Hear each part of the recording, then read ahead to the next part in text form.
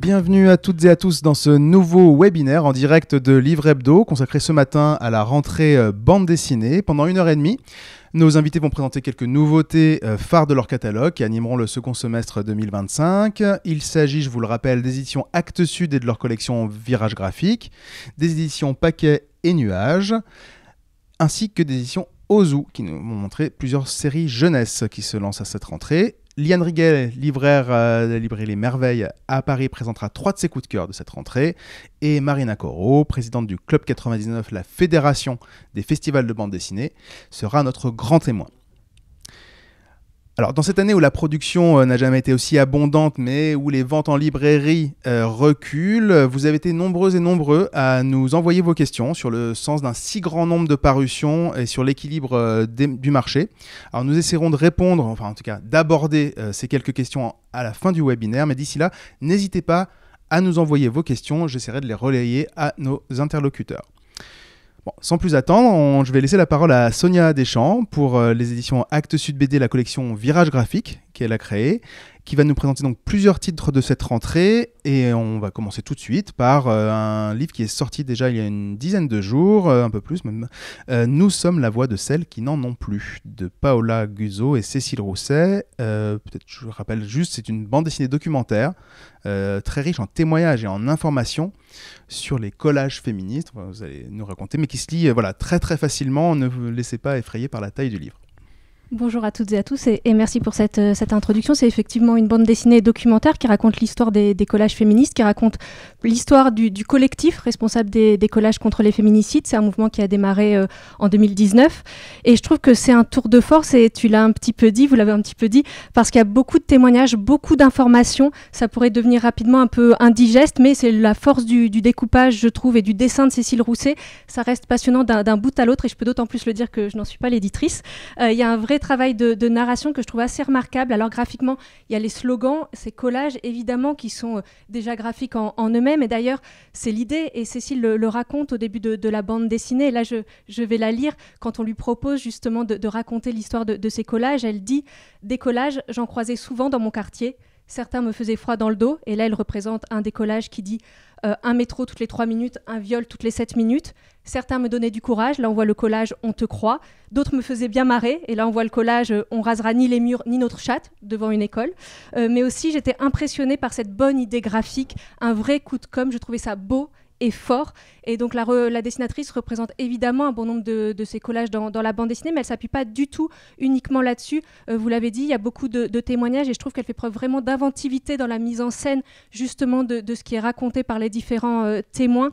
Et il y a de la finesse, il y a de la rigueur, il y a de l'inventivité, je l'ai dit, et ça accompagne parfaitement finalement le fond qui est extrêmement dense de l'enquête. Donc oui, je trouve que c'est un livre qui est passionnant d'un bout à l'autre, et c'est vrai que parfois dans les bandes dessinées documentaires, c'est évidemment pas tout le temps le cas, mais parfois le dessin est un peu accessoire, en tout cas on n'exploite pas toutes les possibilités de la bande dessinée, ça passe au second plan, et là je trouve qu'il y a vraiment une alliance assez parfaite entre le fond justement et la forme.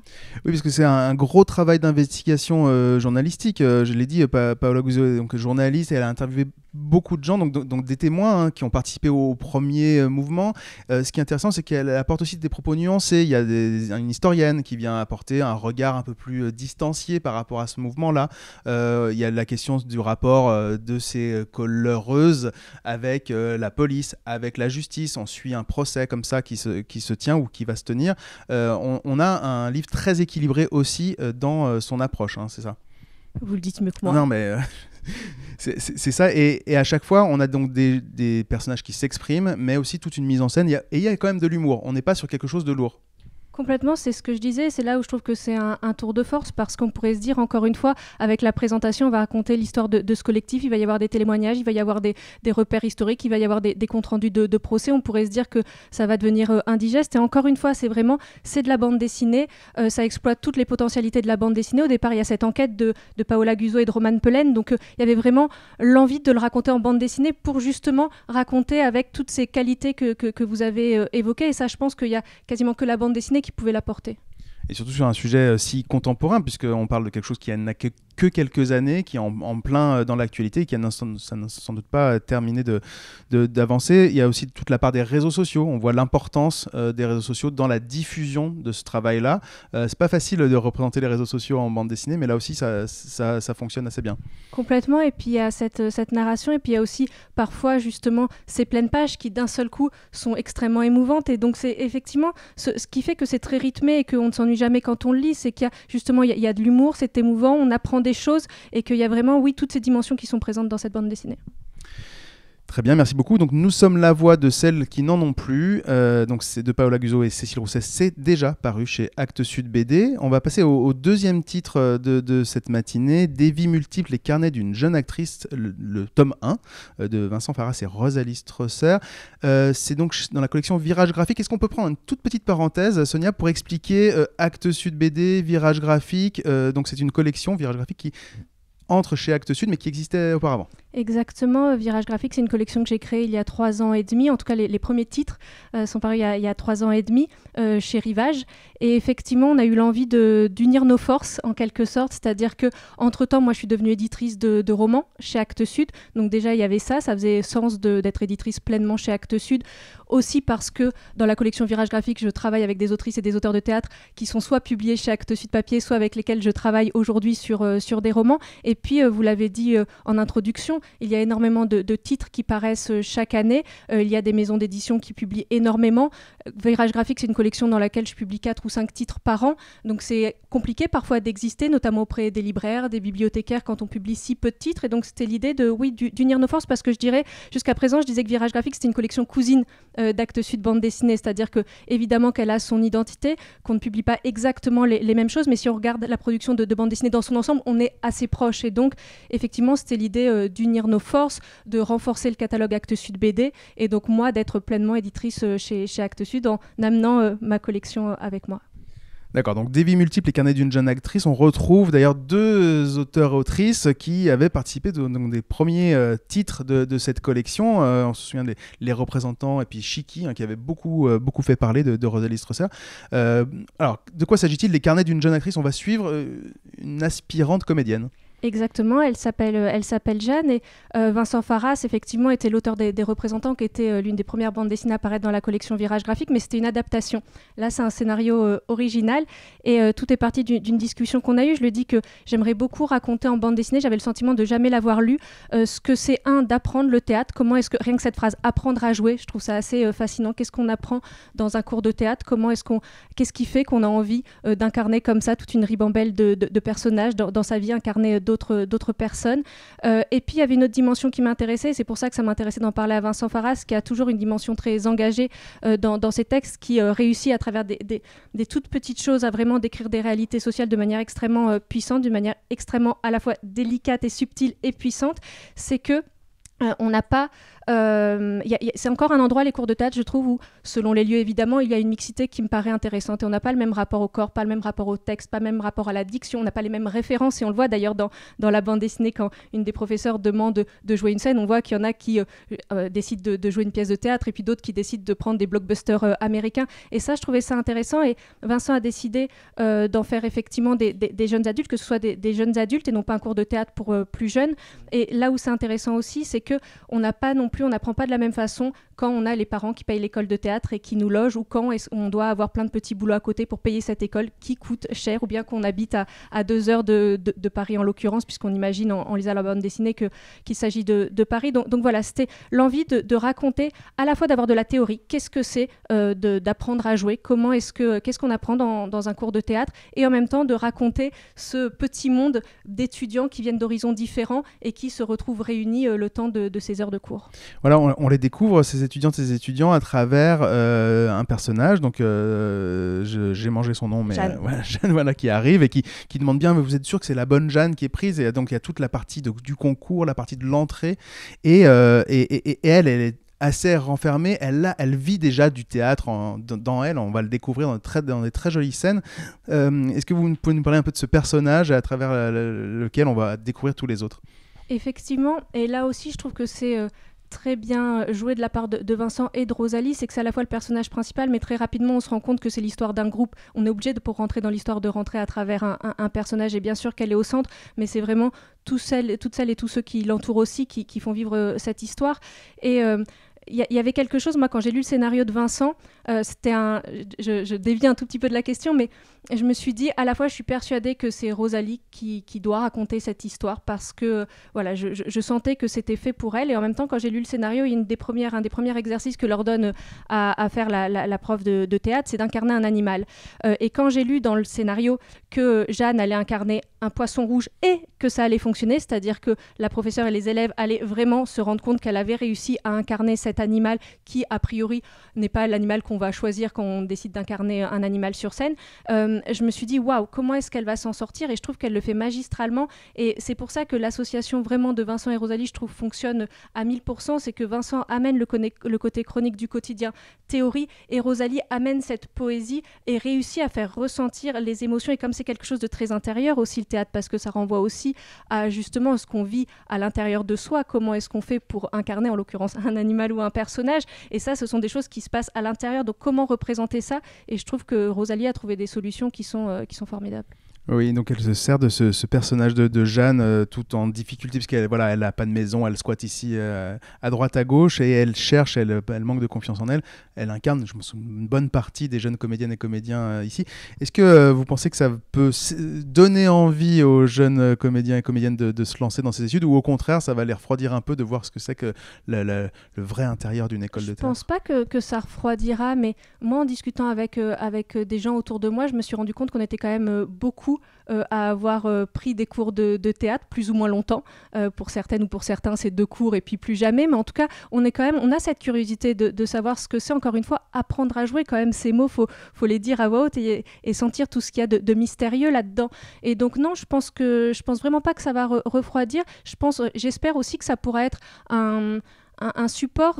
J'espère que des profs de théâtre auront envie de le conseiller à leurs élèves. J'espère qu'on pourra le trouver dans les CDI, parce que voilà, Vincent, il est auteur de théâtre, il est aussi prof, il a été jury il y a quelques jours pour les auditions du conservatoire. Enfin, on a vraiment eu à cœur qu'il y ait dedans vraiment des choses qui soient théoriques et qui soient de l'ordre de l'apprentissage. Donc j'espère au contraire que ça pourra accompagner l'apprentissage de certaines et certains.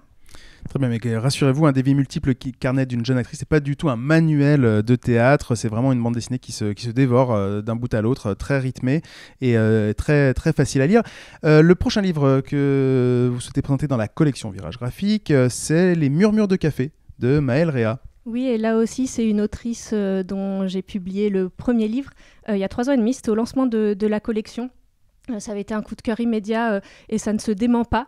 Maëlle Réa, c'est une autrice que je trouve absolument incroyable, qui réussit comme peu, je ne vais pas dire comme personne, à capter justement des petites choses du quotidien, et c'est ce qu'on a voulu rendre dans cette bande dessinée, c'est-à-dire que c'est un recueil d'histoires courtes ou d'images où c'est comme des brèves de comptoir dessinées, contemporaines. C'était l'idée d'observer, d'écouter aux terrasses des cafés ou dans les cafés, et de retranscrire ça à travers des histoires courtes, et vraiment elle réussit, et je trouve que c'est assez fort. C'est à la fois, c'est drôle, c'est tendre, et c'est surtout, il y a toujours ce regard qui est plein de tendresse, c'est-à-dire que même quand il y a des propos qui sont tenus, qui prêtent à rire, on sent qu'il y a la tendresse de la dessinatrice qui est en train de croquer les personnages. Maëlle, elle a publié il y a quelques semaines une bande dessinée chez Glénat qui s'appelle Blanche, et là ce qu'on avait envie de faire avec cette bande dessinée, c'était vraiment, on l'appelait entre nous le projet bonbon quand on travaillait dessus, c'est-à-dire c'était l'idée de se dire fais-toi plaisir, fais ce que t'aimes faire, ce que tu sais savoir faire, parce que Maëlle a été contactée depuis la publication de sa première bande dessinée par plusieurs magazines, voilà, elle est illustratrice pour La Déferlante notamment, parce que justement elle est capable de synthétiser en une image ou en quelques images des situations, et à rendre compte à la fois d'une réalité avec beaucoup de finesse, et en même temps d'avoir quelque chose de très drôle, un regard vraiment à elle. Et donc voilà, on avait envie avec cette bande dessinée qu'elle puisse se faire plaisir, et que par ricochet ça fasse plaisir aux lectrices et aux lecteurs, que ce soit une lecture facile, une lecture qui fasse du bien en fait. Oui, c'est quelque chose qu'on picore avec beaucoup de plaisir. Il y a des choses très poétiques et très, très bien vues de ces moments au café. Ces 2 titres de la collection Virage Graphique sortent à quel moment ? Alors, Dévi Multiple sur le 24 septembre et Murmure de Café le 1er octobre. Très bien.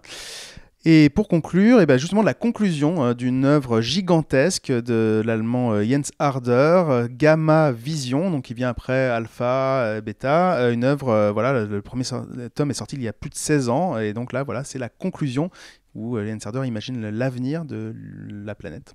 Exactement, et donc c'est traduit de l'allemand par Stéphanie Lux, et vous l'avez dit, c'est le 4e et dernier volume du grand récit de Jens Harder, 1400 pages, 16 années de travail, vous l'avez dit, une œuvre monumentale, des milliards d'années d'histoire universelle résumées en un foisonnement monstrueux d'images, pour reprendre les mots d'Alain Musset qui signe la préface. Donc après Alpha et 2 volumes de Beta, voilà donc Gamma. Jens Harder avait été primé d'ailleurs avec Alpha au Festival d'Angoulême, et donc après avoir montré dans les 3 premiers volumes quelles images et représentations de l'évolution de l'univers et de leur propre histoire les hommes se sont faites, Jens Harder se penche là sur l'avenir, et je vais reprendre à nouveau les mots d'Alain Musset dans la préface, mais il désigne ce livre comme un ultime feu d'artifice en vue d'explorer les mondes à venir où tout peut disparaître ou se recomposer. On a affaire, comme d'habitude, à un tourbillon d'images. C'est une vraie expérience de lecture. Faut vraiment plonger dedans et accepter d'être un peu déstabilisé, accepter de ne pas réussir à tout décrypter. Il y a comme ça un kaléidoscope d'images, il y a des photos qui sont retravaillées, il y a de l'illustration, enfin, il y a quelque chose d'assez unique, et effectivement, je pense que c'est une œuvre qui restera, qui marque quelque chose d'important, et c'est une œuvre absolument monumentale, vous l'avez dit. Très bien, merci beaucoup. Je pense que les libraires bibliothécaires qui connaissaient déjà cette œuvre ont hâte de découvrir ce tome qui sort à quel moment ? Qui sort au mois d'octobre. Au mois d'octobre, donc encore un petit peu de patience.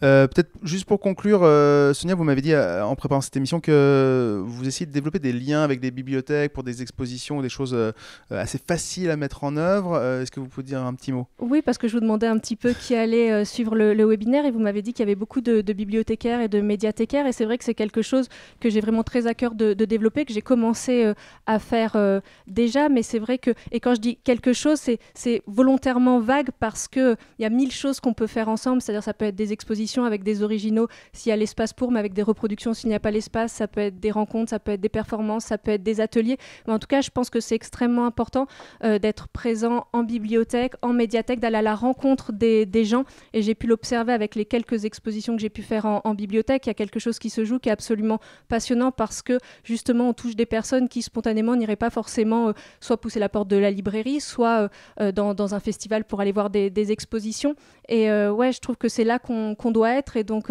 si vous avez envie de mettre en place soit des expositions, soit des ateliers avec les différents auteurs et autrices de la collection, notamment parce que, et je vais m'arrêter là, mais c'est vrai que dans la collection Virage Graphique, il y a beaucoup de jeunes auteurs et autrices, et moi ce que j'adore, c'est de voir comment est-ce que dans les ateliers, notamment avec les plus jeunes, il y a quelque chose d'immédiat qui se passe, parce que d'un seul coup ils sont avec un dessinateur ou une dessinatrice qui a une vingtaine d'années, qui est proche d'eux, et il y a quelque chose qui se joue, peut-être que ce sera des années plus tard, qu'il y aura d'un seul coup en allant dans une librairie, oh tiens, j'ai rencontré cette personne, je me souviens de cet atelier. Il y a peut-être quelque chose qui se joue à l'endroit de l'envie de raconter quelque chose, que ce soit après par le dessin ou autrement, mais en tout cas moi j'ai très à cœur de développer ça, donc n'hésitez pas à me contacter si vous avez envie qu'on fasse des choses ensemble. Bon, on trouve vos coordonnées sur le site de Virage Graphique, j'imagine, sans problème. D'accord. Et sur les réseaux, le compte Instagram Actes Sud BD pour suivre toutes les nouveautés. Voilà, sur le compte Actes Sud BD sur Insta. Merci beaucoup Sonia Deschamps de cette présentation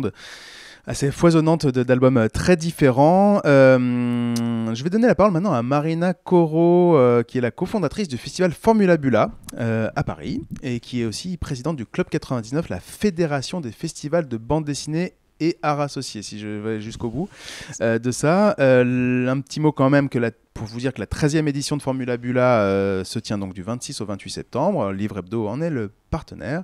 Ça se passe dans le 5e arrondissement à Paris, et elle s'ouvrira donc avec la 2e journée professionnelle du Club 99.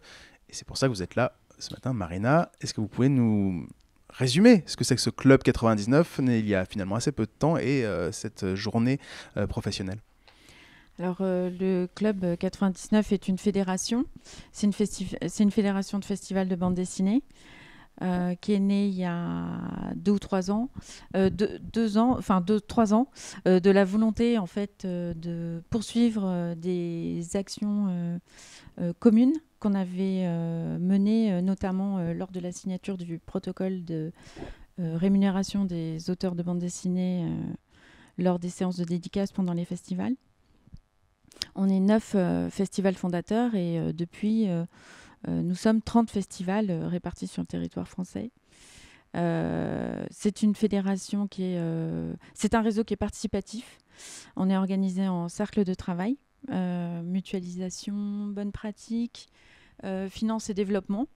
Et à travers ces cercles, on cherche des pistes concrètes d'action. On partage les expériences et on mène des luttes communes. On a des actions interfédées avec la Fédération Relief et la Fédération des festivals et salons du livre jeunesse.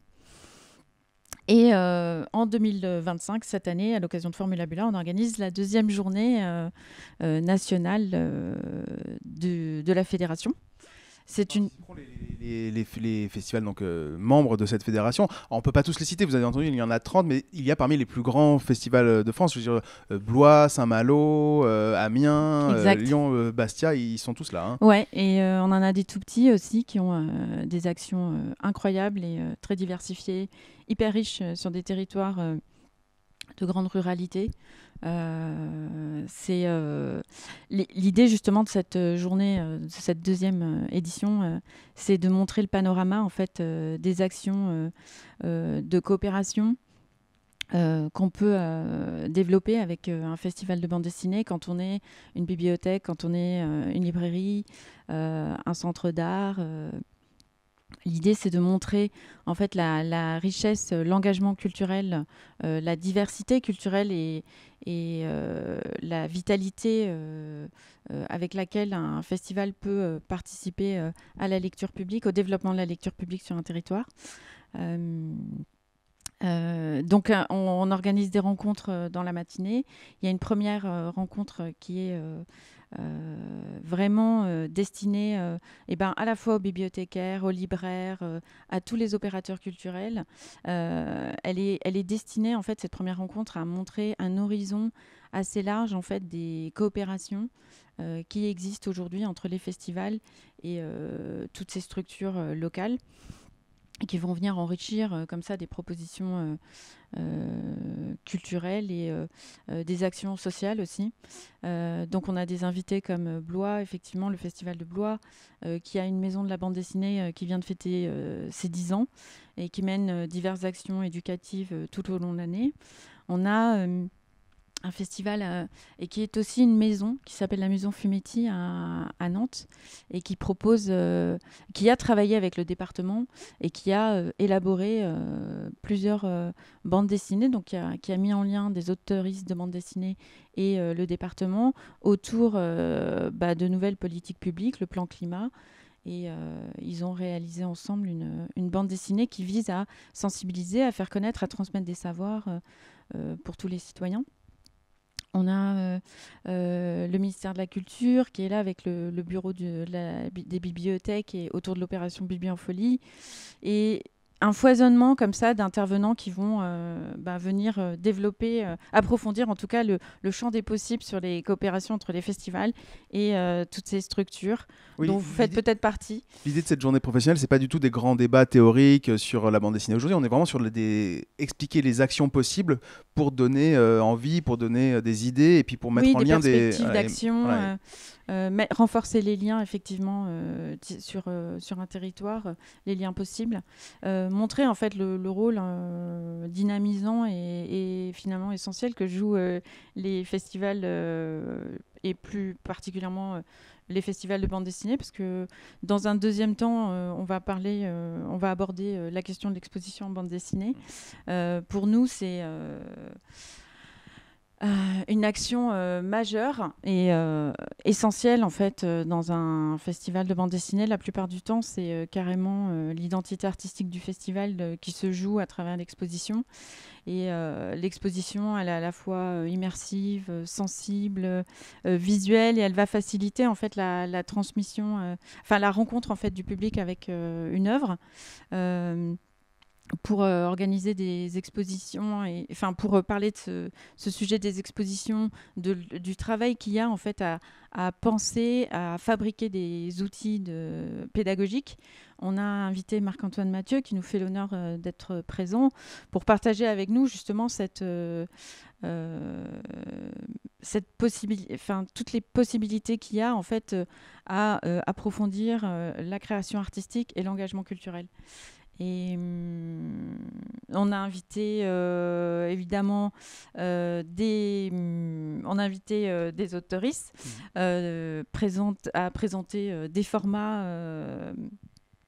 plus spécifiques et peut-être plus en phase aussi avec des nouvelles pratiques culturelles. Et donc là, on invite Aïcha Franz, qui est une autrice allemande, qui fait une lecture performative d'un album qu'elle a sorti chez l'Employé du Mois, qui est une maison d'édition qui fête ses 25 ans cette année. Une maison d'édition belge. Elle fait une lecture performative, et donc la lecture performative, c'est pareil, c'est la possibilité pour un auteur de porter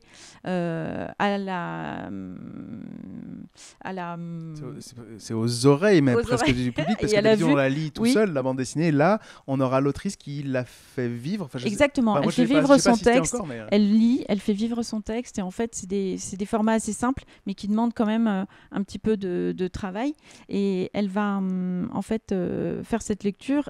Ça nous a paru intéressant en fait ce format, parce que il est très utilisé dans les pays anglo-saxons, et ici pas encore. Il l'est peut-être pas assez. Je pense que justement dans les médiathèques et dans les librairies, c'est un format qui peut être hyper attractif, hyper vivant, hyper dynamique pour parler à de nouveaux lecteurs. Et c'est toujours ce qu'on a en tête, c'est les visiteurs. Et c'est pour ça que l'après-midi, on se retrouve pour conclure cette journée professionnelle.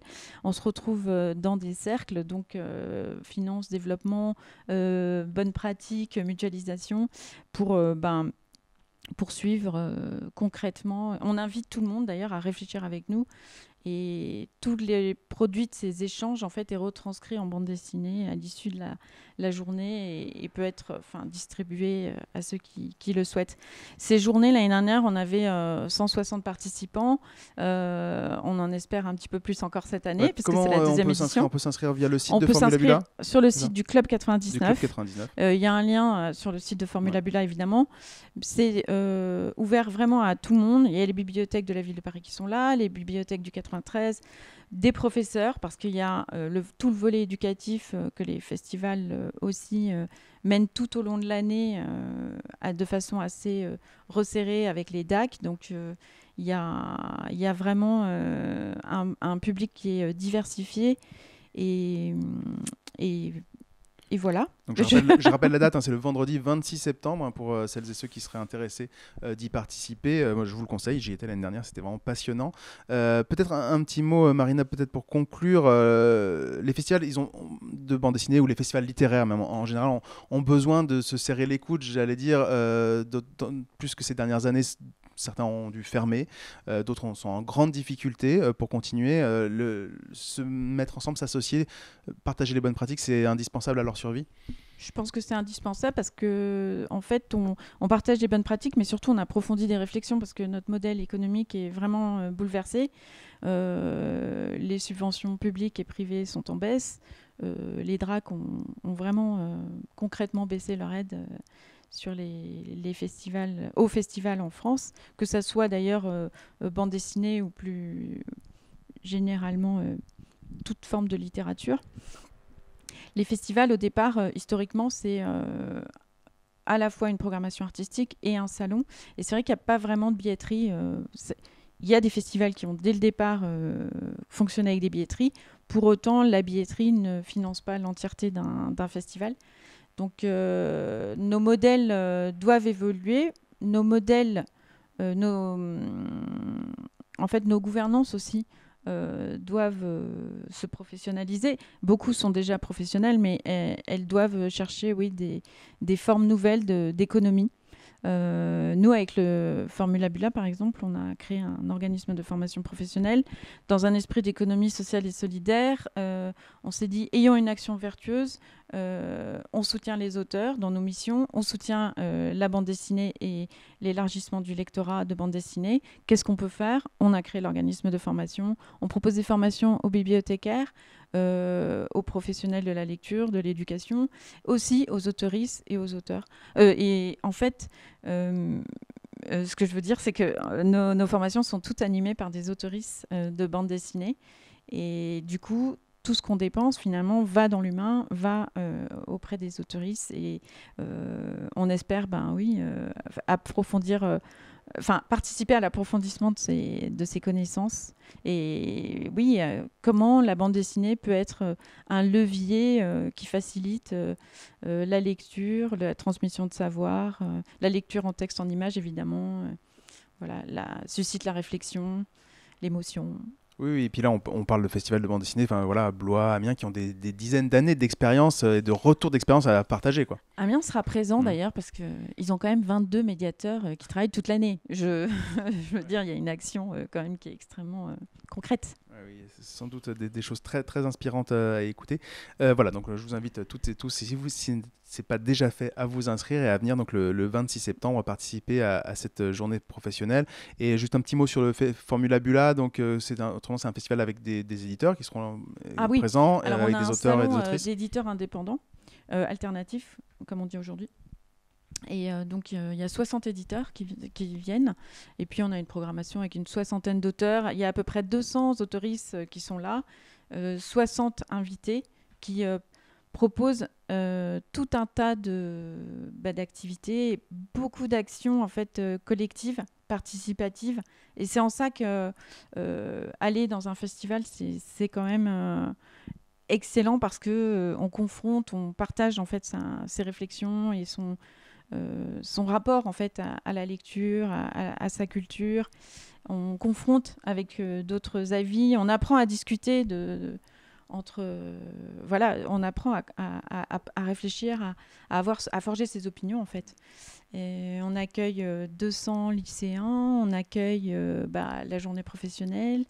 Et qu'est-ce que je voulais dire? Oui, je voulais dire qu'on travaille aussi en bonne intelligence avec les librairies, chez qui on a en fait une opération de mise en avant d'une sélection de livres de BD pour la rentrée et qui est formalisée par un bandeau et auquel 400 librairies participent. Donc il y a vraiment des ponts à tisser, toujours à tracer entre... Voilà, et je voulais conclure sur le prix, oui. Eh ben, il y a le prix Primabula qui est voté par les adhérents de l'association. Donc, qui est très aimé. Là, pour l'instant, on ne sait pas encore quel sera le lauréat.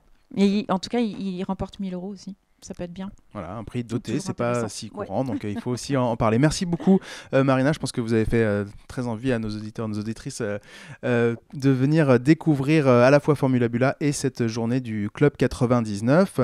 On va continuer le tour des nouveautés de la rentrée, mais pas seulement d'ailleurs, avec Pierre Paquet pour les éditions qui portent son nom, Paquet, et aussi Nuages. Alors, Pierre, vous êtes venu ce matin pour nous présenter d'abord 2 séries. Mission Kimono et Alan McBride, que certains spécialistes de bande dessinée connaissent bien. Elles ont été créées par le regretté Jean-Yves Brouard et il l'auto-éditait lui-même ces séries. Vous les avez reprises au sein d'une nouvelle maison baptisée Nuages, mais vous allez le raconter mieux que moi. Voilà, donc Gib Aventure, les initiales de Jean-Yves Brouard, qui avait créé sa maison d'édition à Rennes, que j'avais croisé plusieurs fois sur des salons et j'avais eu de nombreuses discussions avec lui, notamment sur la diffusion et la distribution, puisqu'il avait pris toujours il avait toujours très peur des distributeurs en disant « Ouh là là, les gros distributeurs, c'est la fin d'une maison d'édition ». Et je lui disais, à contrario, tes bouquins, je les vois pas en librairie, donc si c'est pas en librairie, tu peux pas les vendre. Donc ça a été un long débat entre nous. On a essayé à un moment de trouver des synergies communes, mais vu que c'était un Breton, il était très têtu, donc on n'avait pas réussi. Et malheureusement, il est décédé avec une histoire très tragique, parce que il s'est fait rentrer dedans par un multirécidiviste qui sortait de prison. Donc on l'a retrouvé abandonné comme ça en pleine nuit. Donc après, je suis rentré en discussion avec d'abord les auteurs, un des deux que je connaissais justement de Mission Kimono. Et ensuite avec la famille qui ne connaissait rien de la maison d'édition. Donc c'était très compliqué pour eux. Donc ça a pris du temps. Donc on a récupéré donc la structure même, parce que voilà, l'administration française des fois est un peu compliquée, mais on fera pas de commentaires. Et du coup, évidemment, je voulais agrandir le catalogue, donc j'ai intitulé ça Nuages, parce que voilà, donc ça parle d'aviation, mais nuages, ça fait rêver. Tous enfants, on a tous imaginé un nuage, voir des choses dedans. Et je voulais surtout développer le catalogue jeunesse qui n'arrivait pas à décoller chez Paquet. Donc en fait, on a un éditeur jeunesse qui s'appelle Sylvain Bagliari, qui est chez nous et qui va développer toute la jeunesse à travers Nuages. Après, ça a été compliqué aussi de réaliser la signature ou le contrat de diffusion, de distribution avec cette petite structure. Parce que c'est vrai qu'on parle souvent des grandes maisons d'édition, mais il y en a moins. Enfin, on parle des auteurs où c'est difficile, mais il y a de plus en plus de petites structures qui souffrent actuellement. Et alors attention, j'ai pas la prétention de dire que Paquet est grand, bien au contraire. Mais avec Nuages, on était encore une échelle en dessous. Et là, j'ai vu que c'était très compliqué de pouvoir discuter avec des diffuseurs-distributeurs quand on n'a pas beaucoup de titres et tant qu'il n'y a pas vraiment un programme clair qui est annoncé, parce qu'en fait, on a repris un peu ça dans l'urgence. Donc aujourd'hui, on se diffuse et on se distribue nous-mêmes, temporairement en tout cas. Alors c'est un chouette défi aussi, parce que quand on a commencé l'acquisition Paquet, moi j'avais pris mes livres sous le bras et j'avais fait le tour de Paris chez les libraires. Et je pense que quand on est en contact avec les libraires, c'est ce qu'il y a de plus fort, parce qu'on peut parler de nos bouquins. Et c'est pour ça aussi aujourd'hui qu'on est là aujourd'hui, c'est parce que c'est important de raconter nos bouquins et ce qu'on aime. Donc Mission Kimono, ça parle d'aéronaval, donc on suit les pilotes du Charles de Gaulle. Alors aujourd'hui, on parle beaucoup d'armée actuellement, c'est redevenu à la mode, mais c'est une série qui existe depuis très longtemps.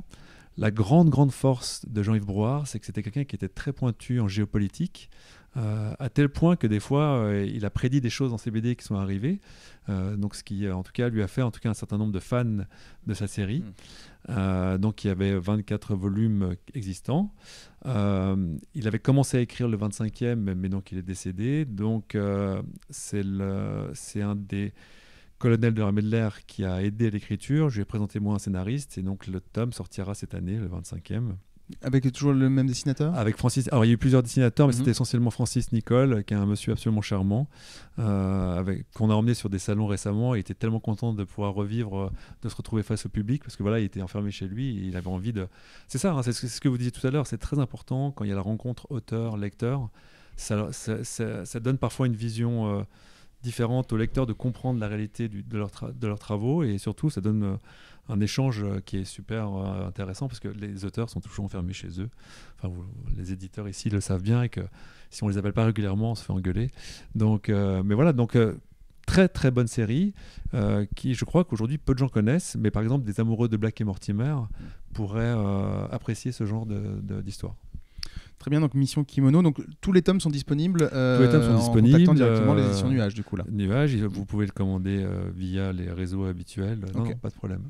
Très bien. L'autre série s'appelle Alan McBride. Alors Alan McBride, donc, est l'histoire d'un aventurier archéologue qui est aussi un peu marin, qui fait des recherches dans le monde sur les anciennes civilisations, qui mélange beaucoup de fantastique, avec un dessin très ligne claire d'ailleurs, parce que Patrick Dumas est vraiment un très très bon dessinateur de ligne claire. Et là, le dernier tome, donc, qui sortira le 8 octobre, est entièrement écrit par Jean-Yves Brouard, donc c'est son dernier scénario. Donc l'album est prêt, terminé. Il y a une note très ésotérique dans cet album, justement à la recherche de civilisations extraterrestres, des choses comme ça. Donc c'est particulier, parce que c'est vrai que au dessin, on pourrait se croire qu'on est sur une histoire narrative très classique d'aventure, mais du fait qu'il y ait tout ce côté fantastique, je pense que ça peut dérouter, au contraire, faire fantasmer les gens. Donc j'ai regardé un petit peu sur les réseaux, parce que vu que j'ai découvert ce catalogue aussi, j'ai vu un peu que c'est un peu blanc ou noir. Soit les gens adorent, soit les gens détestent, mais il n'y a pas d'entre-deux. Mais une très très bonne série. Voilà. Donc ça, c'est le tome 8, il est fini, donc il sort le 8 octobre. Très bien, donc une bande dessinée plus d'aventure. Vous avez souhaité aussi nous reparler d'un titre qui est sorti aux éditions Paquet cette fois. Non, vous en loupez un là. Pardon ? Il y a Hong Kong. Ah oui, pardon. Puisque c'est aux éditions Nuages, excusez-moi, la librairie Céleste, ça c'est une nouveauté, c'est ça. Mais qui nous vient de très loin là. Du coup, c'est pas du tout la Bretagne, c'est pas du tout la Marine. Absolument. Ça vient de Hong Kong. J'étais invité parce qu'en Asie, ils ont un regroupement d'éditeurs de tous les pays en Asie. Et ils font une réunion toutes les X années où ils se retrouvent tous. Et donc j'étais invité cette année pour donner une conférence pendant ce rassemblement qui était à Hong Kong.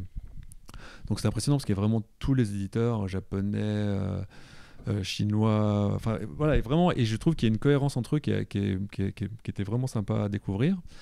Et donc dans ce cadre de ce salon, j'ai vu un auteur qui a gagné le prix de la meilleure BD de l'année, qui a un dessin extraordinaire. Alors, évidemment, je ne parle pas chinois, donc tout de suite, je me suis dépêché de la faire traduire. Et je suis tombé sur un vrai coup de cœur, une petite pépite. En fait, cet auteur a raconté qu'est-ce qu'était un livre. Et en fait, on suit une femme qui travaille pour un bureau céleste. On utilise le livre pour faire rencontrer les gens, en amour ou autre.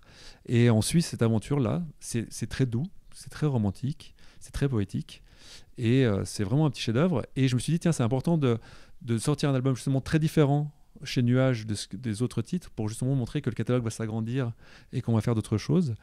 Donc ça s'appelle La Librairie Céleste. Et donc ça sortira aussi cette année. Oui, c'est vraiment une jolie petite comédie romantique, très douce et pleine... c'est un peu naïf, mais efficace. Ouais. Tout à fait. Et donc c'est en un volume. Hein, ça, c'est un volume, c'est un one-shot. Alors, c'est un auteur hongkongais. Donc chinois, qui a fait en manga, donc c'est écrit dans le sens opposé, okay. Alors qu'en tant que chinois, il aurait pu le faire dans le même sens de lecture que nous, mais bon, je pense qu'ils sont influencés par le manga. Mais c'est un très très beau récit. Et ça, je pense que c'est un récit qui est vraiment... les libraires qui vont le lire, je répète ma phrase, vont vraiment avoir le coup de cœur. Ouais, j'espère aussi. Quand est-ce qu'il sort celui-ci ? Je pense courant octobre. J'ai pas encore la date parce que là il est parti chez imprimeur, mais elle sera communiquée sur le site. Très bien, donc là aussi disponible directement auprès édition Nuages et puis via les réseaux, parce qu'on a mis en place en tout cas que via Dilicom, etc., Electre, tout est clair. Très bien. Donc je reviens à ce que je disais tout à l'heure. Là, c'était pour la partie nuage, donc un catalogue qui se diversifie dès son lancement. Et pour reparler des éditions Paquet, vous avez souhaité remettre en avant deux titres, un titre, un one-shot et une série originaire d'Espagne. C'est ça. Avec le premier, une œuvre d'Alberto Tarasido. Donc c'est un jeune auteur, pas en âge, mais en tout cas en création, qui travaillait beaucoup pour le cinéma, qui un jour m'a envoyé ce projet. Donc L'écho des jours brisés. L'écho des jours brisés, titre, ouais. Voilà. Qui, en fait, c'est une histoire d'un homme qui arrive dans un village où il va se passer plein de choses et qui va peut-être...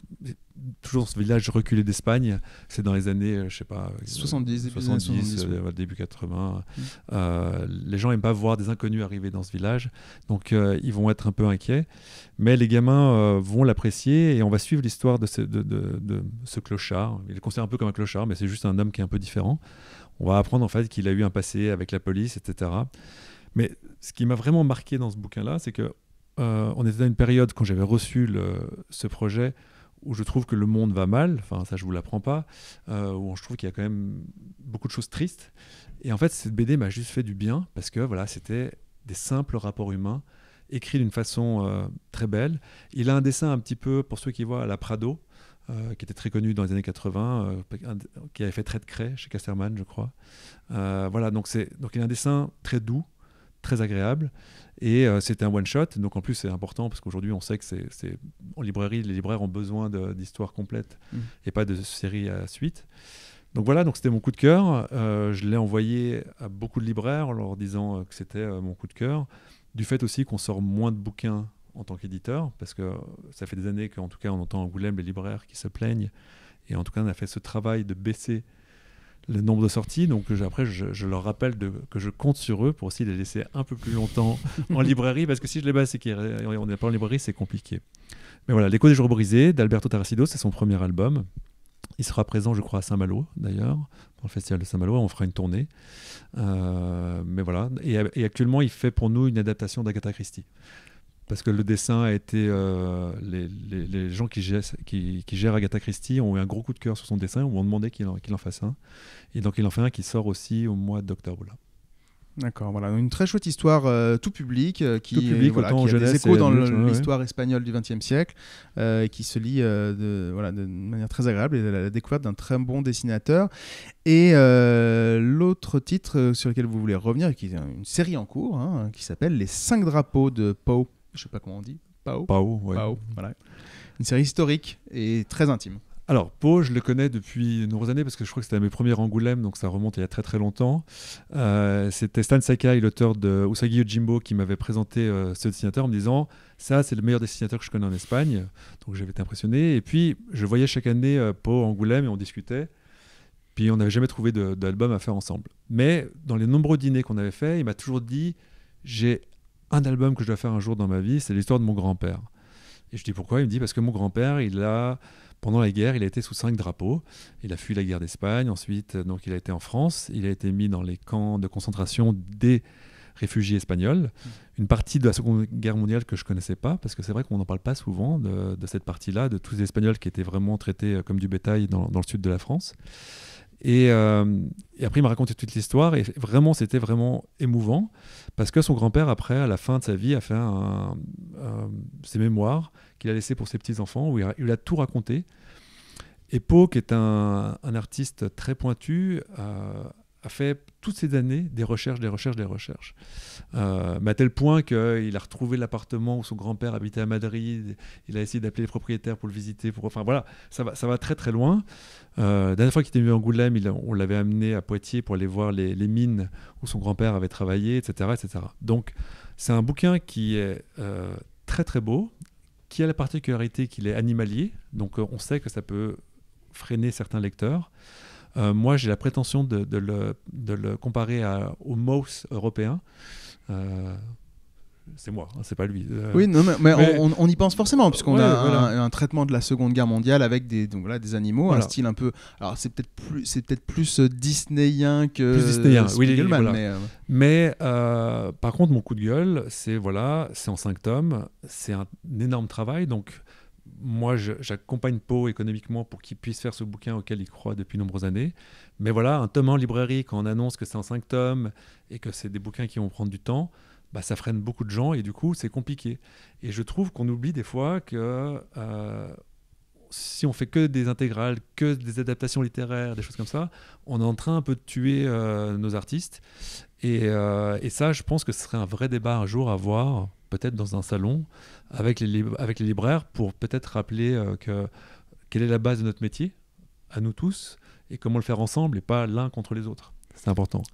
Et donc, on demandera à Liane ce qu'elle en pense après, mais oui. Donc là, le premier tome est sorti il était sorti il y a 1 an et demi. Voilà, maintenant, donc il y a le tome 2 qui vient de sortir. Okay. Et en plus, Poe a fait le choix graphique de travailler chaque album d'une certaine forme par les couleurs ou par le style. Donc là, on est dans le tome 2, donc qui se passe dans le sud de la France, dans les camps réfugiés, donc tout en sépia.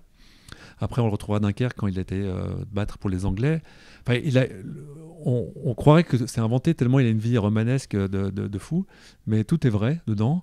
Donc c'est un très très beau bouquin et je pense que c'est un chouette façon d'aborder la Seconde Guerre mondiale avec les enfants, d'une façon un petit peu différente des albums classiques de Seconde Guerre mondiale dont on en fait pas mal et on est assez connu pour ça, mais là justement je trouvais ça sympa et moi je l'ai fait lire à mes enfants et j'ai pu commencer des discussions. Pour eux le camp de concentration c'était que les juifs ailleurs. Je dis non, mais la guerre était plus complexe que ça, donc en tout cas ça permet un débat avec les enfants et pas que les enfants, mais c'est parce qu'on est vraiment sur un album pour les enfants déjà qui lisent bien parce qu'il y a quand même beaucoup de détails, beaucoup de choses, mais le trait animalier permet d'entrer dans l'histoire. Alors voilà, c'est une histoire avec beaucoup de détails et puis un parcours, alors non pas héroïque, mais d'un personnage assez hors norme de cette Seconde Guerre mondiale. Alors et d'ailleurs là on est en train de faire un documentaire. On a été donc quand il est revenu de la guerre, il était donc prisonnier, donc il a pu choisir. Il a été j'ai un trou maintenant, Lille ou Habite-Pau, enfin peu importe. Et donc on est en train de faire un reportage où on va sur les traces du grand-père, où Poe raconte justement tout ça. Voilà, en tout cas c'est un magnifique album, je pense, qui mérite d'être défendu. Voilà, Les 5 drapeaux, donc le deuxième tome est sorti. Il est en librairie. Il est en librairie, donc le premier également, pour une série qui en fera 5. Merci beaucoup Pierre Paquet d'être venu nous présenter les sorties de votre maison, donc de ce nouvel éditeur Nuage, avec les œuvres de Jean-Yves Brouard, mais pas seulement. Pierre Paquet, vous a tendu la perche, Liane, sur la librairie et sur peut-être la difficulté d'imposer des nouvelles séries ou des nouveaux titres. Est-ce que vous souhaitez lui répondre quand même sur le fait que voilà, une série qu'on annonce en 5 tomes sur des sujets parfois un peu difficiles, un peu lourds, est-ce que ça vous effraie, vous, en tant que libraire ? Non, pas forcément. Alors déjà, quand on sait où on va avec une série, c'est quand même plus facile aussi de pouvoir embarquer avec des lecteurs. Quand on sait, on peut dire ce sera en 5 tomes. Et voilà, n'ayez pas peur, vous n'allez pas vous retrouver à acheter 42 livres. Mais non, surtout quand un libraire s'empare d'une série, nous, en tout cas, moi j'ai toujours travaillé dans des librairies où les gens me faisaient vraiment confiance et sans problème essayer, tenter des choses. Évidemment qu'il y a souvent une peur aussi parce qu'il y a un temps quand même entre chaque album, on s'engage dans quelque chose où on ne sait pas toujours si on va avoir la fin, quand on va avoir la fin, mais je pense que si les libraires s'en emparent, aiment la série et la mettent en avant, ça n'a jamais posé problème. Voilà. Bon, très bien. Bon, c'est une partie de la réponse en tout cas. Alors, Liane, vous êtes aujourd'hui libraire à la librairie Les Merveilles, une nouvelle librairie qui s'est installée dans le 20e arrondissement, rue de Ménilmontant, spécialisée bande dessinée et jeunesse. Mais pas seulement BD jeunesse, on est bien d'accord. Non, il y a la BD pour adultes, la jeunesse, littérature, BD, album, voilà. Et vous venez nous présenter 3 coups de cœur. J'imagine qu'il y en avait plein d'autres, mais 3 coups de cœur de cette rentrée bande dessinée. Et vous avez souhaité commencer par un éditeur alternatif. C'est les éditions 2042 qui publient Rouge Signal de Laurie Agusti. C'était également un coup de cœur de Livre Hebdo, je vais te le dire. Superbe bande dessinée. Et dans la sélection formidable. Bon, il est bien accompagné, ce livre. Rouge Signal, c'est l'histoire de Alexandre, un jeune homme qui est très solitaire, peut-être trop solitaire, a du mal à trouver l'amour, ça on lui est un peu reproché, et du coup, au final dans sa solitude, il va se mettre à beaucoup échanger sur les réseaux sociaux, regarder des vidéos qui vont petit à petit l'emmener dans un côté un peu sombre, justement de toutes ces sphères-là, très masculinistes, où il va développer peu à peu une espèce de haine des femmes, de reproches, comme si c'était un peu leur faute, cette solitude. En parallèle de toute cette histoire qu'on va suivre, on va suivre aussi un salon avec des artistes qui font du nail art, donc qui font les ongles, une onglerie. 4 femmes qui vont discuter ensemble sur tout un tas de sujets. Et on va avoir un peu ces 2 parallèles parce que Alexandre, lui, vit en face de ce salon et va regarder ces femmes et va un peu projeter toute cette haine qu'il a sur ces femmes qu'il imagine libres, un peu dépravées dans ce salon. Et à travers tous ces échanges, on va... ça fait... beaucoup réfléchir. Il y a plein de petites phrases qui sont lancées. J'aime beaucoup la complexité des personnages que l'autrice a créés. Elle ne crée pas des archétypes, en fait, et justement, ça s'oppose un peu à l'essentialisme du masculinisme que découvre Alexandre. En fait, chaque personnage a vraiment ses propres pensées. Ils vont beaucoup discuter, beaucoup échanger, être souvent en désaccord sur plein de points. Si toutes les femmes du livre se revendiquent féministes, elles ne sont pas du tout d'accord sur la façon dont elles sont féministes. C'est très intéressant, très beau. Le découpage aussi est hyper intéressant, ça se voit dès la couverture qui est très découpée. Il y a un côté un peu étouffant des fois et en même temps complètement foisonnant dans les images. C'était vraiment incroyable, je la recommande grandement. Ouais, Laurie Agusti vient de l'illustration jeunesse plutôt. Oui. C'est une bande dessinée adulte et très dure. C'est vraiment pas simple, mais ça laisse une trace. C'est un livre qui laisse une trace contre lui et puis on peut le relire. Effectivement, c'est quelque chose de très dur et très, très juste aussi. Le deuxième ouvrage que vous avez choisi, c'est celui qui a le titre le plus étrange. Ça s'appelle La tête de mort venue de Suède de Daria Schmidt et c'est publié dans la collection Air Libre des éditions Dupuis. Qu'est-ce que c'est que cette histoire ? C'est une histoire un peu folle. Daya Schmidt, elle a imaginé dans cette bande dessinée-là que le crâne de René Descartes, qui serait supposément gardé dans un musée de l'homme en Suède, reprendrait vie et commencerait à discuter avec tous les autres squelettes de ce musée. Parler un peu de sa vie, de comment il s'est retrouvé là, aussi pourquoi est-ce que ce crâne s'est retrouvé aussi loin du reste de son corps et de la France. Et donc, à force de ces discussions, on va un peu revenir sur la pensée de René Descartes. Alors, c'est, pas forcément besoin de connaître extrêmement bien tout ce qu'il a écrit. Déjà, il y a une annexe dans la bande dessinée à la fin que je conseille de lire au début si vos cours de philosophie sont un peu loin comme moi. Ça vous permet de resituer un petit peu. Et donc, on a tout ce duel un peu humain-animal qui va s'opposer dans toute la bande dessinée. C'est étonnamment assez drôle. Il y a plein de petites blagues à l'intérieur qui permettent d'apporter un peu de légèreté, de faire que la bande dessinée est dense mais reste digeste dans la lecture. Et surtout, son dessin est vraiment sublime. Il y a des planches vraiment incroyables. Elle fait beaucoup de noir et blanc, mais en rehaussant avec des petites touches de couleur pour mener le regard. C'est ce qu'elle avait fait aussi dans Le Bestiaire du Crépuscule, qui est sa bande dessinée précédente, qui était vraiment folle. Une très très belle découverte aussi. Oui, un titre très intriguant en tout cas. Oui, effectivement, oui, c'est oui. à la fois c'est aussi intéressant que drôle. Et puis pour tous ceux qui aiment les ossements, les squelettes, et puis l'humour un peu Ils sont décalé, servis. il y a des choses vraiment étonnantes. Donc La tête de mort venue de Suède, comme Rouge Signal, ils sont déjà en librairie, ils sont déjà sortis. Oui, Voilà, les deux c'est sont ça. déjà sortis. Est-ce que c'est le cas du troisième? Le troisième aussi ouais, est le troisième sorti aussi, il y a L'île des semaine cochons dernière. volants de Marie Millotte aux éditions Ankama dans la collection Étincelle. Je voulais terminer par un peu de jeunesse, un petit côté fun, parce que les deux premières sont pas forcément les BD les plus légères qui existent. Là, on suit l'histoire de Léon, qui est un jeune garçon qui vit sur une île où chaque année on organise une grande fête, une fête pour fêter la migration des cochons volants. Une espèce de cochon avec des ailes qui partent d'une petite île et qui vont passer l'hiver au chaud. Lui va trouver en fait va trouver à côté de chez lui un bébé cochon volant qui a perdu ses parents, sauf que les cochons volants décollent bientôt et si ce petit ne retrouve pas ses parents, il va devoir passer tout l'hiver sur l'île, ce qui serait un peu dramatique. Donc il décide de partir dans une grande aventure pour essayer de retrouver les parents à temps. Et c'est très drôle. Il y a un côté, très film d'animation à l'intérieur. Vraiment un découpage très dynamique, plein de petites blagues par-ci par-là. En même temps, on a vraiment beaucoup d'aventures, plein de personnages tous très attachants. Mention spéciale à Chonchon, son mouton de compagnie qui est vraiment adorable et qui a un côté très prudent, qui garde un peu Léon dans le droit chemin. C'est à partir de 7 ans, sans problème. Et voilà. Et pour les plus grands aussi. Oui, c'est vraiment une BD pour tout jeune lecteur. Il n'y en a pas tant que ça, Oui. vraiment des grandes aventures pour les plus petits.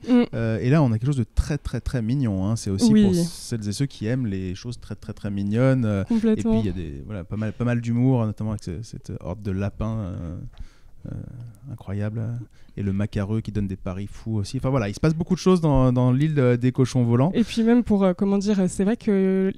Elle fait assez épaisse comme ça, mais c'est une bande dessinée qui est quand même très aérée en termes de texte. Donc pour les tout jeunes lecteurs, c'est facile à prendre en main. Ça permet d'avoir quand même quelque chose d'assez conséquent à lire et qui ne va pas durer juste 3 pages, mais qui est quand même abordable et qui ne va pas perdre les jeunes lecteurs. Voilà.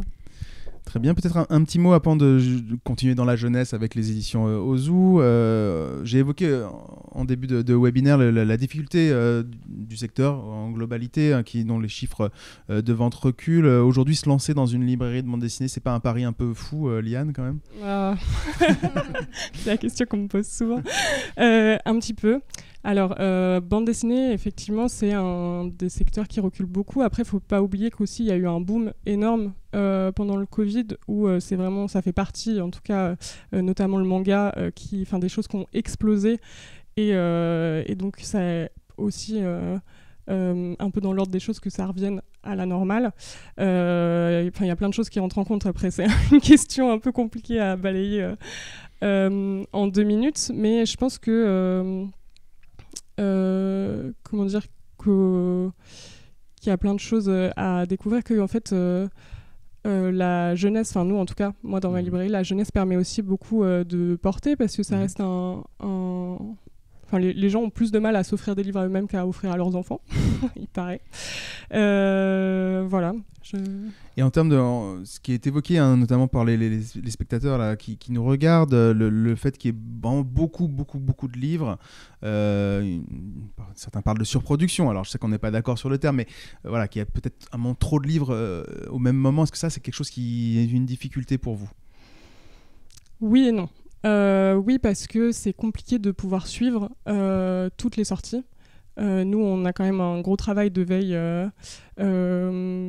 pour pouvoir voir un peu ce qui va sortir. Et puis, c'est un peu la roulette aussi de quelle BD va sortir du lot, laquelle va avoir de la presse ou pas, chez qui, lesquelles vont fonctionner ou pas.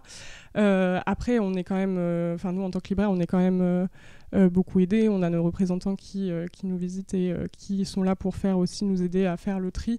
Évidemment qu'on ne peut pas tout prendre, on ne peut pas tout lire. C'est pas le but. En même temps, le but aussi d'être libraire, c'est de faire un pré-tri, j'ai envie de dire, de pouvoir un peu sélectionner les pépites par-ci par-là. Et puis, c'est agréable aussi d'avoir, selon la librairie où on va, de pas du tout avoir la même sélection, de ne pas retrouver toujours les mêmes livres sur table. Et donc... effectivement, je pense que c'est un peu... même si on peut effectivement demander aux éditeurs de réduire la production, d'éditer de façon plus responsable, il y a aussi un travail de libraire sur ce qu'on va mettre en avant, comment on le met en avant, de faire aussi... de pas forcément jouer le jeu justement de la surproduction et voilà. J'ai une question un peu provocatrice d'un participant au webinaire qui dit « Il y a trop de disparités entre les petits et gros éditeurs de BD sur le nombre de publications mensuelles. Doit-on imposer un nombre de publications mensuelles pour que tous les éditeurs puissent avoir la même visibilité en librairie ?» C'est audacieux, non?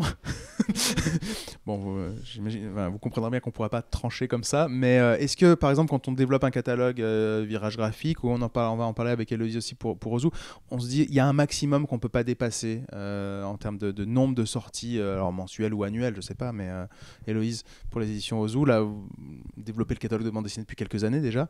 Oui, c'est ça. Alors, on ne s'est pas imposé un nombre de sorties, ça ne marche pas comme ça. On s'est plus dit au début... qu'on allait y aller doucement, évidemment, pour d'abord se faire connaître et surtout garder en tête une exigence sur les titres qu'on publie. L'idée, c'est pas le nombre, mais c'est la qualité toujours de ce qu'on propose.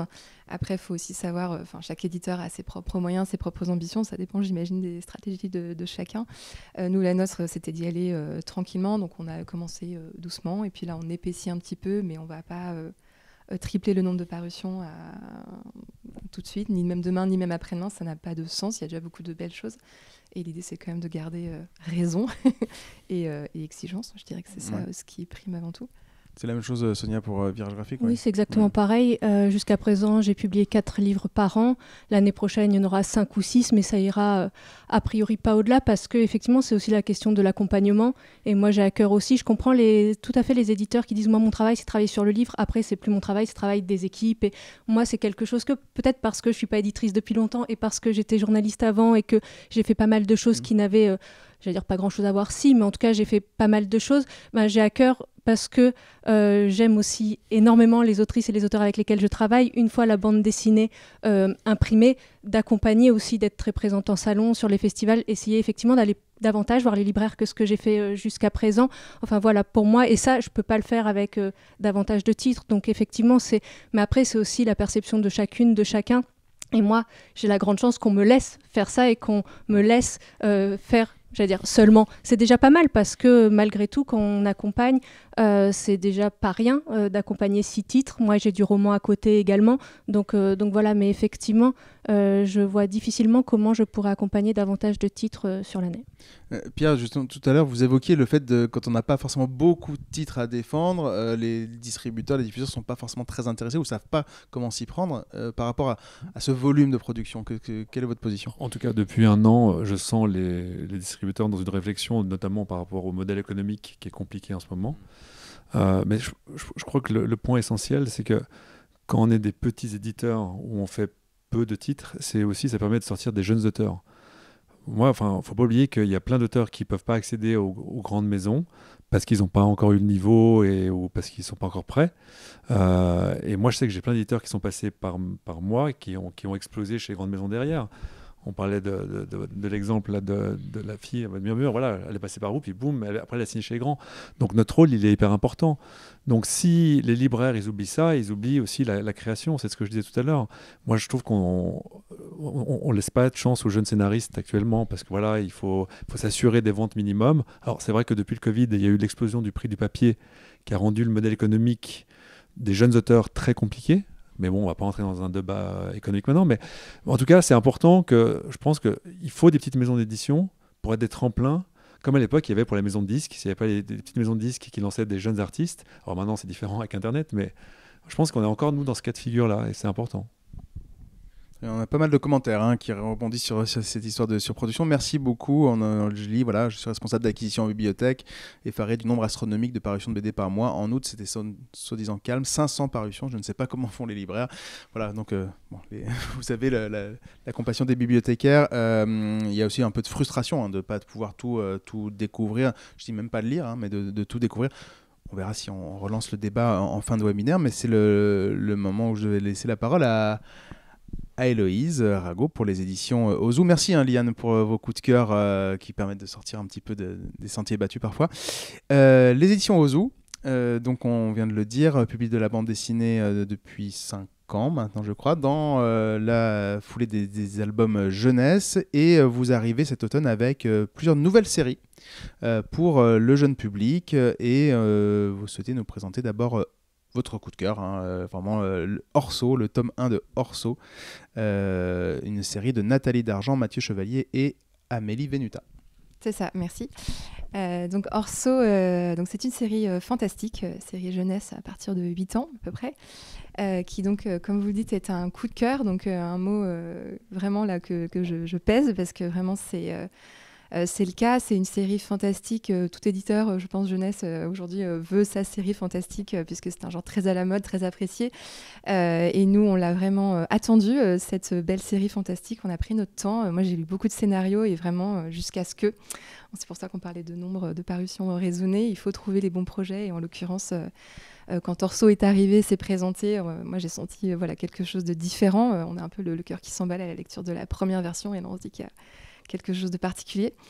Donc Orso, c'est l'histoire d'un jeune garçon de 11 ans qui s'appelle Orso, qui est assez solitaire. C'est quelqu'un qui est un petit peu introverti, mais pas dans le mauvais sens du terme. C'est sa personnalité. Il est plus à l'aise avec ses jeux vidéo qu'avec le grand air notamment. Et donc quand il est envoyé passer ses vacances d'été chez ses grands-parents, qui eux sont vraiment deux originaux, qui habitent à la lisière d'une grande forêt en pleine Cambrousse, c'est la cata, quoi. Vraiment, pour lui, c'est la dépression. Mais bon, c'est comme ça. Cette année, c'est lui qui y va. Et puis voilà. Et en fait, il va découvrir tant bien que mal un peu l'environnement dans lequel il est, quoi, et il va faire plusieurs rencontres très étonnantes. La première, c'est une jeune fille muette, qui est un drôle d'oiseau, qui est habillée un peu en gothique, qui frappe à sa fenêtre et qui semble intéressée par la compagnie qu'Orso peut lui offrir. Donc c'est bien, elle ne parle pas beaucoup, puis on ne voit pas du tout, puis elle aime bien jouer aux jeux vidéo, donc c'est parfait. Et la deuxième rencontre, c'est un jeune serpent nommé Richard qui parle. Donc oui, on a bien entendu, Richard parle, et en pleine nuit, vient passer un pouvoir à Orso. Orso n'a rien demandé, je le précise.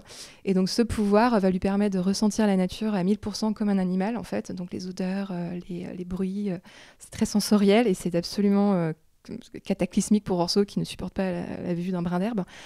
Et en fait, ce pouvoir, il n'est pas là pour rien. Richard lui passe, car Orso est un élu. En fait, pas de peau, c'est tombé sur lui. C'est un élu qui doit sauver cette forêt et cette montagne derrière d'un mal mystérieux qui l'abrite et qui pourrait détruire la magie de la forêt, car la forêt est magique. Voilà. Donc, c'est un récit construit sur des bases assez classiques. Finalement, il y a un élu, il y a de la magie, il y a des créatures étonnantes, fantastiques. Mais ce qui m'a plu dans ce projet-là, c'est qu'on change un peu de folklore. L'autrice, donc une des co-autrices, Nathalie Dargent, est originaire d'Occitanie, et donc a puisé dans le folklore local, en fait, dans les légendes d'Occitanie, que moi je trouve qu'on ne connaît pas forcément très bien. Moi n'étant pas du tout connaisseuse de cette région, mais je pense qu'on a peut-être plus l'habitude des légendes bretonnes, arthuriennes. Enfin, il y a quelque chose ici de très neuf, je trouve, de très rafraîchissant dans ces créatures toutes nouvelles. Moi, je ne connaissais pas le drac, donc qui est le dragon de pierre qui est enfoui dans la montagne, qui va finir par devenir la menace principale. Et puis tout ce décorum comme ça, naturel, entre montagnes très minérales et forêts, c'est très sylvestre, c'est très beau. Donc il y avait cette pointe d'originalité, moi, qui m'a beaucoup intriguée, beaucoup plu. Associé au talent vraiment d'écriture de ces deux scénaristes. Ici, il y en a deux, donc ils sont co-scénaristes, qui ne viennent pas du même milieu, Mathieu Chevalier étant vraiment issu du milieu de l'animation, qui a des compétences un petit peu différentes, peut-être un sens du rythme, du découpage très vif, très, très efficace, et Nathalie qui apporte aussi toutes ces compétences d'autrice jeunesse avec une qualité de langue très très belle. Et donc ensemble, ils ont, je trouve, fusionné leurs deux talents et ça donne quelque chose de très réussi. C'est très bien écrit. Beaucoup de suspense à la fin du premier tome quand même. Il se passe beaucoup de choses déjà. On est bien servi à la lecture, mais on a vraiment envie d'avoir la suite. Donc c'est en préparation. Elle est en cours. Oui, je vous rassure. Il y a un tome 2 prévu en cours d'écriture là et puis qui sortira dans un an. Voilà. Okay. Et on est parti sur une grande série ou pas? Parce que là, les libraires parfois s'en inquiètent. Oui, donc là on n'a pas une visibilité complète tout de suite, mais disons que ce sera entre 2 et 3 tomes, pour à peu près. Voilà, on en reparlera suivant l'évolution de la série, mais ça s'arrêtera pas au tome 2, mais on n'ira pas forcément beaucoup au-delà d'un tome 3 ou 4, on verra selon les besoins. En fonction du succès, du évidemment. Du succès et puis du développement du scénario, évidemment aussi. Très bien, donc ce premier tome sort le 18 septembre, comme une nouvelle série qui s'appelle, tenez-vous bien, La Guild. C'est ça. Une série humoristique dans un univers de fantasy. C'est ça, exactement. Donc ici, on change complètement d'ambiance. On avait très envie de proposer, pour être complémentaire aussi dans une offre, pour pas se superposer à ce qui se fait déjà et puis à nos propres parutions aussi, une offre humoristique. D'aller vers c'est pas du gag en une page parce que c'est quand même une grande aventure qui se suit, mais vraiment à chaque page on rigole bien, quoi. Et donc moi j'avais très envie d'exploiter le thème de la fantaisie qui est pas forcément très abordé, en tout cas ou détourné pour le public jeunesse. Ça suppose quand même d'avoir un peu de référentiel, un petit peu de vernis quand même pour comprendre les blagues. Et donc c'est en rencontrant David Borio qui est donc le scénariste de cette série-là que on a eu le déclic. Il a proposé quelque chose avec cette guilde, donc on appelle la Guild parce qu'en fait elle n'est pas aussi douée qu'elle voudrait l'être. Donc une guilde composée de plusieurs personnages. Donc on va retrouver des grandes figures de la fantaisie, donc l'elfe, la sorcière, le gobelin et puis le barbare et un dragon évidemment, qui tous à leur façon. Donc ils sont jeunes, ils sont pas des enfants, mais ce sont un peu des jeunes ados qui chacun ont envie de faire leurs preuves en fait pour des raisons différentes. Ils ont besoin de prouver comme on dit, et donc ils s'associent et ils s'autoproclament la terrible guilde du Darkmoor. Donc ça claque, ça fait peur. Mais en fait, ils sont nuls, quoi. Enfin, ils sont vraiment pétris de bonnes intentions, mais en fait, ils sont pas doués, ils sont très, très peu malins, ils sont très peu courageux finalement. Mais ils y croient et ils ont envie de trouver l'armurerie des dieux, donc une espèce de lieu légendaire où, soi-disant, il y aurait des armes incroyables. Donc ils se mettent en route, puisque comme toute histoire un peu de fantasy, c'est itinérant, c'est une quête. Et il va leur arriver plein de bricoles avec lesquelles ils ne sont pas du tout préparés. Donc c'est vraiment beaucoup d'humour absurde, c'est très cocasse, c'est très explosif aussi. Il y a de la bagarre, on aime bien, ça part dans tous les sens. Et malheureusement, ils se plantent tout le temps, quoi. Donc on ne sait pas trop comment, mais ils avancent. C'est étonnant, mais ils y arrivent quand même, parce que quand même, ils sont attachés les uns aux autres. Il y a quand même des valeurs d'amitié, d'entraide. Ils sont un peu obligés de s'entraider, parce que sinon ça ne marche pas. Et donc, on rigole bien, quoi. Oui, alors ils n'y arrivent pas tout à fait quand même. Ils arrivent à quelque chose, mais peut-être pas tout à fait à ce qu'ils avaient prévu. Oui, c'est très drôle.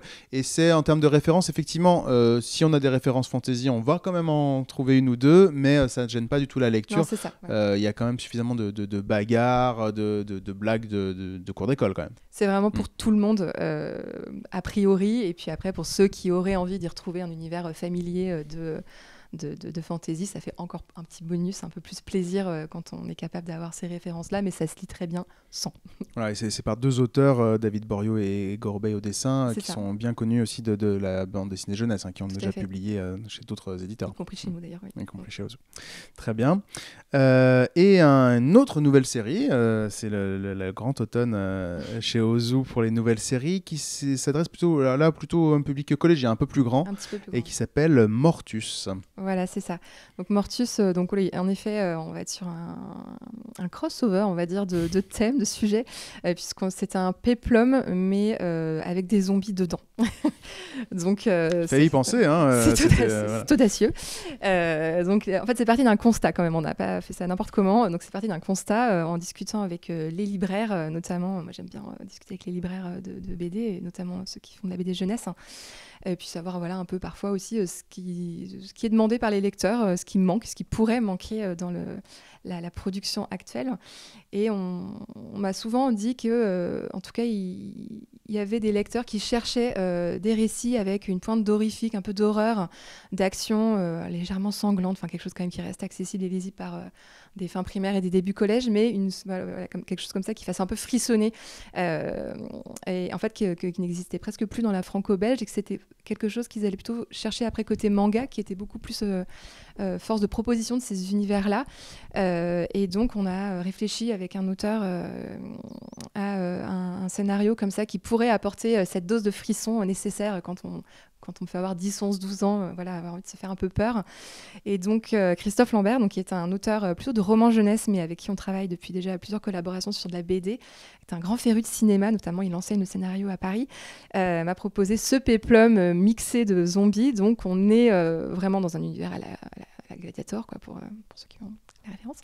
Peut-être pas les jeunes d'aujourd'hui, je sais pas, mais en tout cas, voilà. Et on suit 3 adolescents, en fait, donc c'est pour ça que c'est aussi à hauteur de jeunes publics. On suit Lydia, donc une jeune héritière, donc elle fait vraiment partie de l'aristocratie romaine, qui est un peu une rebelle quand même, et du coup qui est désespérée parce qu'on va la marier. C'est comme ça quand on a 15 ans et qu'on vit à l'Antiquité, quoi, à Lucius, qui n'est pas un noble. C'est un mariage arrangé vraiment dans tous les sens du terme. Lucius, c'est le fils d'un laniste. Alors, je ne sais pas si vous savez ce que c'est qu'un laniste, mais c'est un peu le producteur des gladiateurs, en fait, de Rome. Donc, c'est quand même une personnalité très importante, riche aussi. Et donc, ce laniste, Galba, il s'appelle, a un grand projet dont il se vante auprès des parents de Lydia. Il va construire un nouveau spectacle pour la reine, un spectacle comme on n'en a jamais vu, parce qu'il a ramené d'un voyage une créature, enfin plusieurs créatures monstrueuses, on dirait des hommes, mais comme s'ils avaient perdu leurs âmes. Ils sont invincibles, ils sont monstrueux, et ils ont très envie de se battre. Donc lui, il se frotte les mains, il se dit, mais ça c'est du matériau à grand spectacle. Et il a promis à l'empereur le plus grand combat de gladiateurs qu'on ait jamais vu. Voilà. Et donc les ados, donc le 3e adolescent, donc Dagos, est le palefrenier de Lydia. Il y a un petit triangle amoureux qui va se mettre en place aussi, c'est pas désagréable, vont un peu s'allier pour essayer un peu de contrer ce projet qui paraît extrêmement dangereux, et à raison, puisque sans trop spoiler, ça va pas se passer comme prévu, et ces zombies, qu'on n'appelle pas zombies parce qu'on n'est pas à cette époque-là, on parle plutôt de sans-âme, vont un petit peu malheureusement prendre le contrôle du combat, et ça va très très mal se passer. Voilà. Dès qu'on met un zombie quelque part, en général, ça se passe pas bien, hein, et là, ça loupe pas. Voilà, donc on a à la fois les grandes lignes d'un péplum, hein, c'est vraiment fait dans les règles de l'art, mais on le twist avec ce sujet un peu zombiesque qui va apporter des scènes d'action très réjouissantes. C'est vraiment très bien dessiné par Stefano Zanchi, un dessinateur italien qui a très bien pris le sujet. On a ce triangle amoureux qui apporte un petit peu de frisson, mais pas de la même pas du même genre. Et c'est un tome 1, avec un tome 2 aussi en prévision pour l'année prochaine. Début de l'année prochaine. Oui, parce que je vous ai dit que ça se passait pas très bien, ça se passe pas très bien. Donc on a envie de savoir comment ça va se passer pour la suite. Une série très dynamique, effectivement.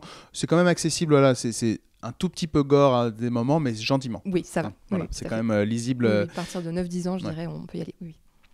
Très bien. Et dernière nouveauté que vous souhaitez nous présenter donc, de cet automne, c'est l'arrivée d'un personnage bien connu des enfants et des parents, Lou, qui arrive en bande dessinée cette fois, pour Aventure en mythologie.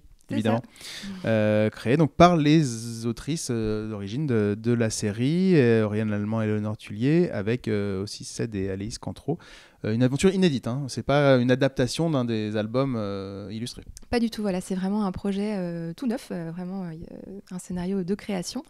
Donc en fait, c'est aussi parti d'un constat. Donc le loup, on le présente plus, hein, c'est le héros phare des éditions Ouzou depuis plus de 10 ans.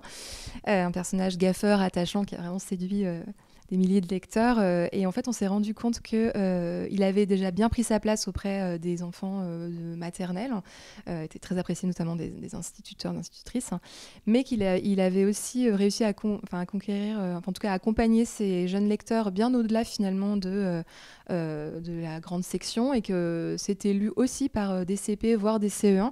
Il y a aussi notamment toute une collection de petits romans qui ont été développés il y a quelques années, qui ont permis vraiment de développer ce personnage, que les lecteurs qui l'ont découvert très très jeune finalement sont très contents finalement de voir de les accompagner, enfin de le voir les accompagner dans leur classe supérieure. Et donc on s'est dit, puisque ce public suit le loup aussi loin finalement jusqu'en CE, quoi, on s'est dit tiens, le support BD qu'on est en train de développer parallèlement serait aussi une bonne possibilité pour continuer de leur faire plaisir en fait, et de leur faire découvrir des choses.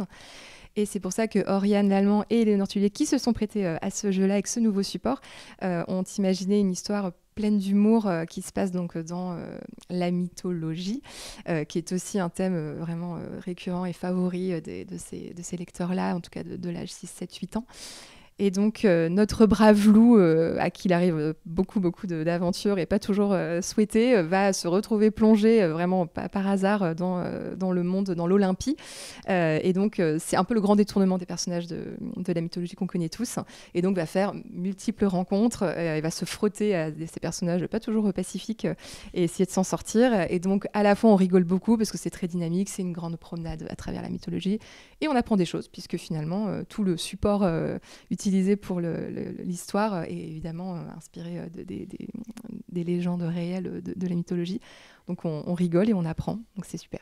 Oui, on retrouve tout ce qui fait le sel de loup pour les petits dans une version en bande dessinée très dynamique. Ça. Et ça sort donc dans le petit format qu'on voit derrière moi, qui est le petit format des bandes dessinées au zoo classique, notamment Migali, qui est le grand succès aussi. Voilà, c'est ça. On a développé 2 formats pour l'instant dans notre catalogue. Donc un format, donc le format franco-belge, dans lequel seront publiées les séries dont on a parlé précédemment. Orso, Mortus, La Guiguilde, c'est un franco-belge. Voilà, qu'on adresse plutôt un petit peu plus grand, on va dire au 8, 12, 13.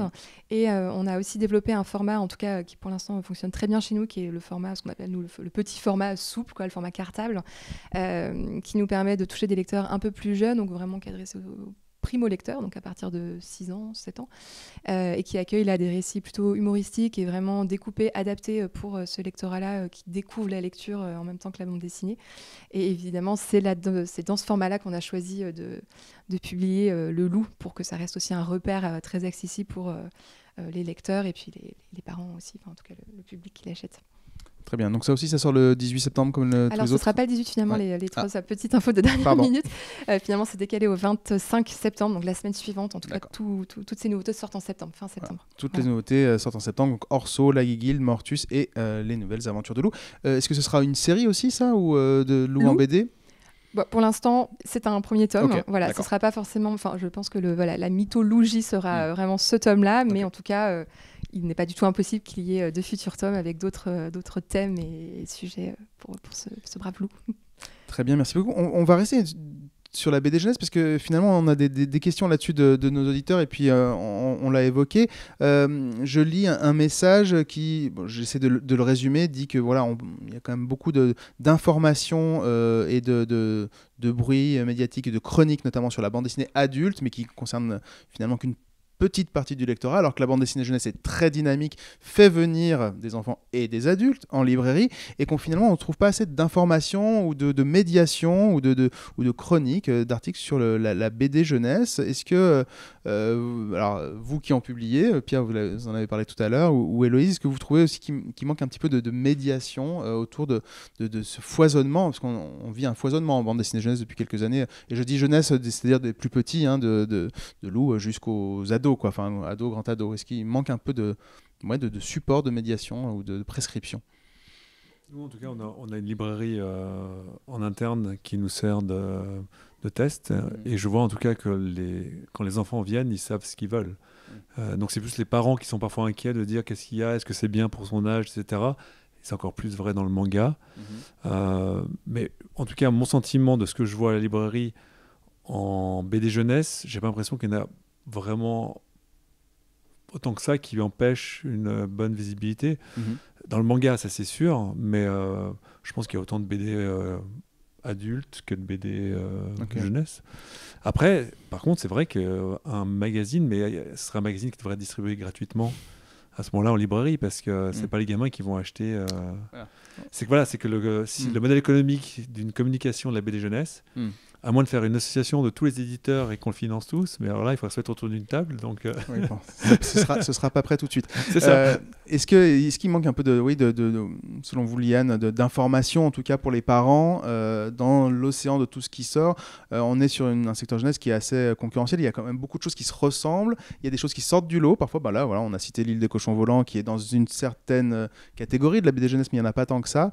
Est-ce qu'il manque un peu de support de médiation ou de transmission? Oui, je pense que des fois ça peut manquer. Après, je pense que la BD jeunesse peut-être souffre encore de cette espèce de vision qu'on a de la BD qui est très, humour, comme si c'était que des gags et voilà, ça allait s'arrêter là, alors qu'il y a une multitude de choses, comme en BD adulte, comme dans n'importe quel rayon de la librairie, quoi. Je pense que ce qui est compliqué, c'est aussi effectivement des fois, là où les parents savent pas se retrouver en fait dans qu'est-ce qui est adapté ou pas à tel âge, est-ce que ça va l'intéresser? En tout cas, moi, c'est les questions que je retrouve le plus en librairie. Mais ça, pour tel âge, est-ce que c'est bien? Est-ce que c'est pas trop compliqué en termes de lecture? Est-ce que c'est pas trop simple? Est-ce que les thématiques sont intéressantes? Enfin voilà. Peut-être dans cet axe-là, ça peut être compliqué, oui, de s'y retrouver. Mais bon, les libraires servent à ça aussi, paraît-il. Oui, mais à la fin, souvent, oui, je sais pas trop, je vais prendre la série que je connais bien, je n'en cite aucune, hein, mais voilà, est-ce que c'est un peu ça, non? Il y a des best-sellers. Après, on a tous été enfants, je pense que il y a aussi, on fait des fixettes quand on est enfant, sur certains personnages, sur certaines séries, sur certaines choses en particulier, donc c'est aussi de pouvoir attiser la curiosité tout en pouvant... aussi satisfaire cette envie de confort que... J'ai un bon exemple. Là, l'éditeur jeunesse chez nous, qui sort chez Paquet, a un bouquin, donc c'est une BD qui est sortie aux États-Unis, qui a eu un joli petit succès, qui est une BD, donc l'éditeur américain a mis 8-12 ans. Mais moi, je ne savais pas quand je l'ai lu. Et quand j'ai vu la couverture de la BD américaine, j'ai fait waouh, mais c'est beaucoup trop jeunesse. Pour moi, c'était une BD adulte. Alors qu'en fait, non, c'est justement une BD qui est. Donc, c'est une enfant qui raconte le décès de sa mère à travers les plantes de sa mère. Donc, pour moi, en tant qu'adulte, j'ai touché. Et ce qu'on oublie parfois, c'est que je pense qu'en BD jeunesse, il y a quand même beaucoup d'adultes qui les achètent aussi. À quel moment on se dit c'est de la BD jeunesse ou pas? Moi, je pense que la BD jeunesse, parfois, c'est de la BD tout public, peut-être. Voilà. Ouais, peut-être que c'est. Après, il y a des trucs qui sont très jeunesse, où vraiment, en tant qu'adulte, je dirais que je m'ennuie. Mais la force de la BD jeunesse, c'est qu'elle peut toucher tout le monde. Non, c'est bon. Oui, moi je suis assez d'accord. Après, je pense qu'il en faut aussi spécifiquement pour les petits. Je pense que l'île des cochons volants, c'est un bon exemple. C'est quelque chose de différent, mais pour les petits. Mais effectivement, la bande dessinée tout public, elle a encore l'avenir. Est-ce que pour Ozu, est-ce que vous avez des actions comme ça de médiation sur vos héros de bande dessinée? Je pense à Migali par exemple, mais peut-être à d'autres. En termes de communication. Oui, en termes de communication ou de médiation auprès des bibliothèques ou des enseignants. Alors on a deux forces de diffusion en fait chez Intra Ozu qui nous aident beaucoup en fait. La force de diffusion classique qui va avoir les points de vente, les librairies, donc qui sont c'est une super équipe de commerciaux.